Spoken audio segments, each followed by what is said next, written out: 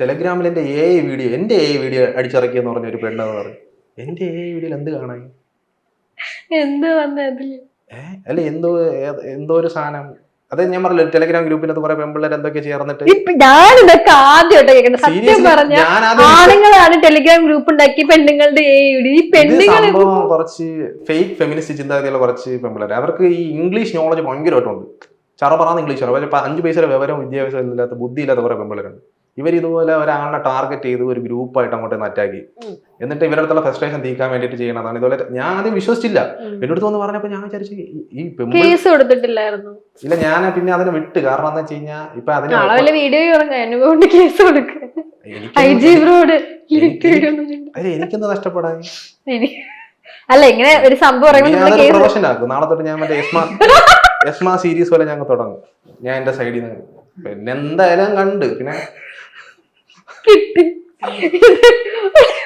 അല്ല ചുമ്മാ തമാശക്ക് പറഞ്ഞാ ഞാൻ ഇൻട്രസ്റ്റ് നാളെ വിളിക്കും അവിടുന്ന്.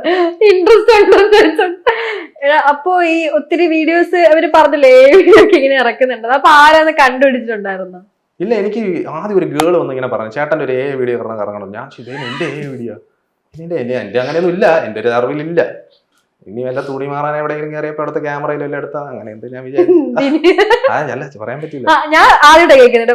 പെണ്ണുങ്ങളുടെ കേട്ടിട്ടുണ്ടെങ്കിലും ആണുങ്ങളുടെ അത് പെണ്ണുങ്ങളുടെ ഞാനും പറഞ്ഞില്ലേ, ഞാൻ വിശ്വസിച്ചില്ല. പക്ഷെ വേറെ 2 ആൾക്കാർ വീണ്ടും ഇതുപോലെ വന്നു. ഒരു പയ്യനും വന്ന് പറഞ്ഞു, ചേട്ടൻ ഒരു ഗ്രൂപ്പിൽ ടെലഗ്രാമിലെ മൂവി ഡൗൺലോഡ് ചെയ്യാൻ പോയപ്പോ റീഡയറക്ട് ചെയ്ത് വേറെ ഗ്രൂപ്പിൽ ജോയിൻ ചെയ്യാൻ പറയും.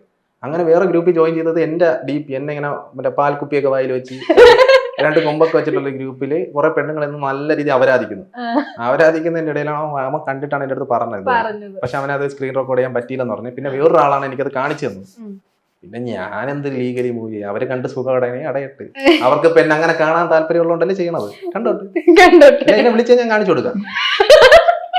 സത്യമായിട്ട് പേഴ്സണലി വിളിച്ചാൽ ഞാൻ കാണിച്ചു കൊടുക്കും. കുഴപ്പമൊന്നുമില്ല. അവർക്ക് അതിനൊരു സുഖം, എനിക്കാണെങ്കിൽ ഒരു സമാധാനം. കൊറേ ആൾക്കാർ മാണ്ടോ ഇതൊക്കെയാണ് ലൈഫ്. നമ്മളൊരു കാര്യത്തിനെ കുറിച്ച് പേടിച്ച് കഴിഞ്ഞാൽ പേടിച്ചോണ്ടിരിക്കും. നമുക്ക് എതിരെ ഒരു മല ഇടിഞ്ഞു വന്നു കഴിഞ്ഞാൽ ഇടിഞ്ഞു വരണം, അമ്പോ മല ഇടിഞ്ഞു വരണമെന്ന് പറഞ്ഞാൽ നമ്മൾ ഭയങ്കര സംഭവമായിട്ട് തന്നെ നമ്മൾ പേടിക്കും. നമ്മൾ എന്തായാലും ചാവും, മരിക്കും. മരിക്കണത് കൺഫേം ആണെങ്കിൽ മരിക്കും. അതിപ്പം എന്ത് ചെയ്ത് കഴിഞ്ഞാലും മരിക്കും.